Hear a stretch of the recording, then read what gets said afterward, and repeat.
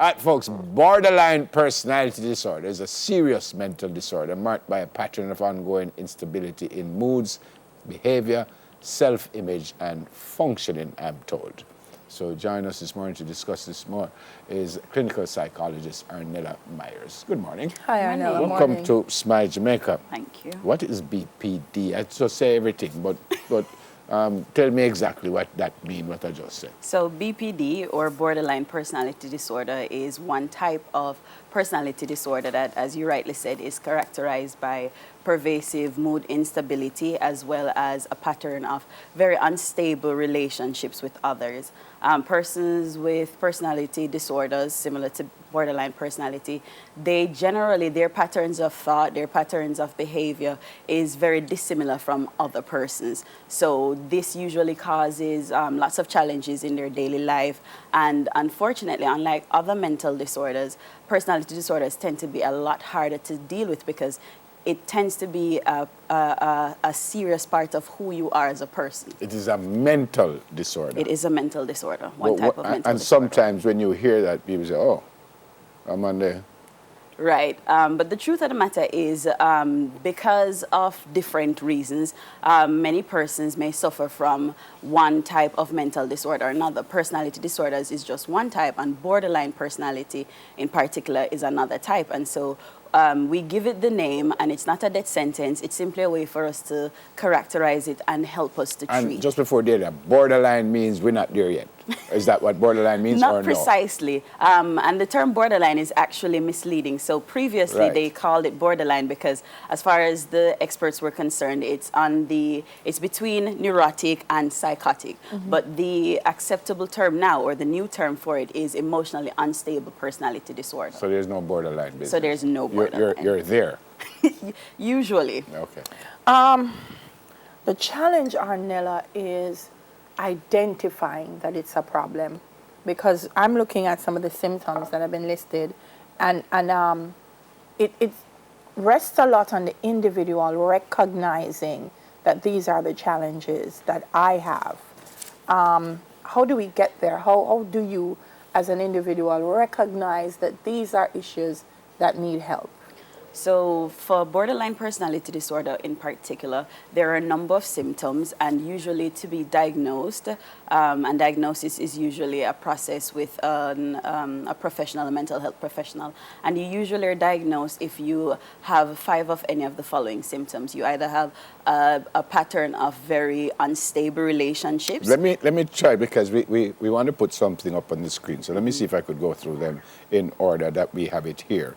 You feel very worried about people abandoning you. You would do anything to stop that happening. Yes. And so that's one of the main things that characterizes persons with borderline personality.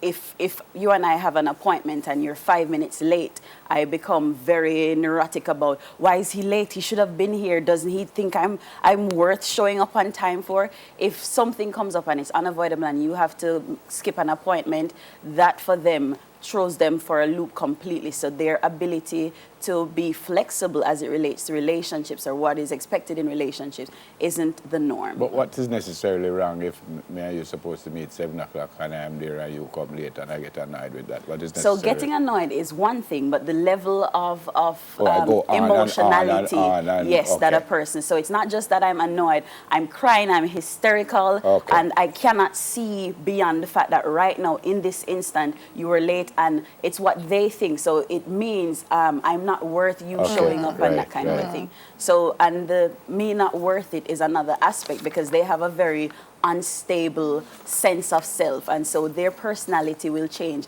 based on who they're with, which is a big problem. You have very intense emotions that last from a few hours to a few days and can change quickly.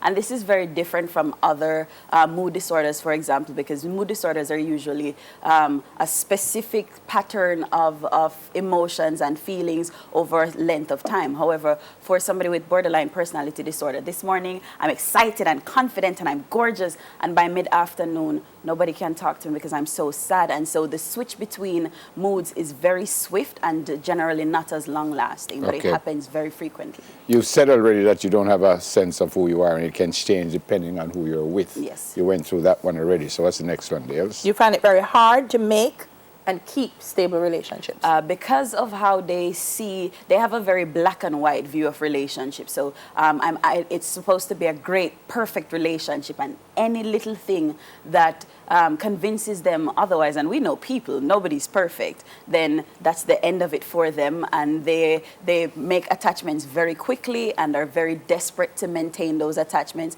And if you show any sign of rejection or disinterest in anything, then that's you rejecting them completely. In a case like that, so me and Delia and I get, and I don't want to be with her or whatever, can I figure out that maybe is my problem and not necessarily Delia, or I just know it's Delia cause it? Because it's a pattern over time.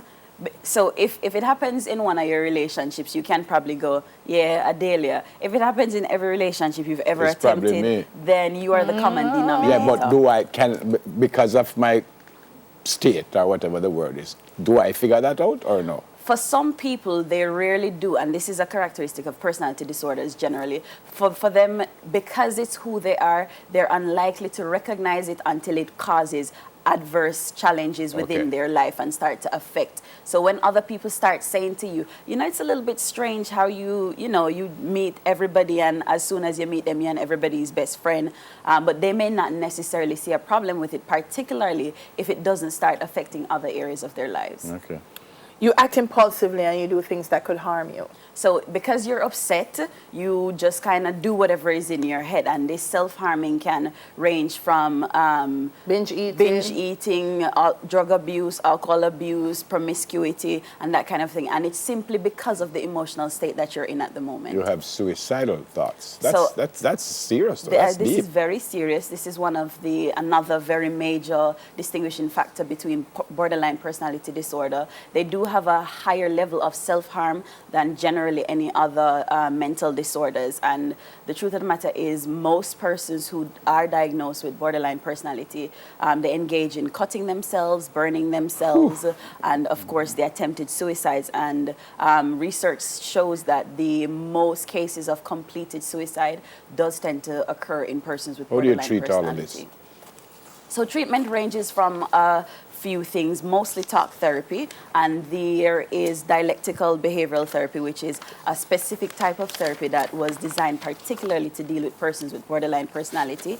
It uses individual as well as group therapy to help them to accept their differences as well as to confront how is it they behave the way that they do, and helps to give them new coping skills to deal. There's also cognitive behavioral therapy, which helps them to recognize how their thoughts, their belief patterns affects their behaviors, as well as give them new methods or strategies to deal when they're in these challenges. And of course, there are other types of therapy. So far, talk therapy tends to be the most effective strategy, combined with coping skills and general social skills building. I'm glad you said that, Arnella, because a lot of times when we talk about, and we have to go, when we talk about mental disorders or mental challenges, people automatically think, oh, they're going to medicate me, they're going to sedate me, and there are ways that different disorders have different approaches. I don't think we have enough therapists in Jamaica. Yes, if foreign people ever look at things themselves, I'm going to speak to my therapist. We need to do that more. And it's not a here. death sentence. It is not a death sentence. Fantastic. That's the important thing to know. Thanks for coming. Thank you so much. Thank you, my love. You're welcome here. Neville needs to see you when we're through. Clinical psychologist. And I'm available. Arnella Myers. 10 minutes to your health. We'll do it again next Thursday. Delia, don't move, Arnella. Delia, man.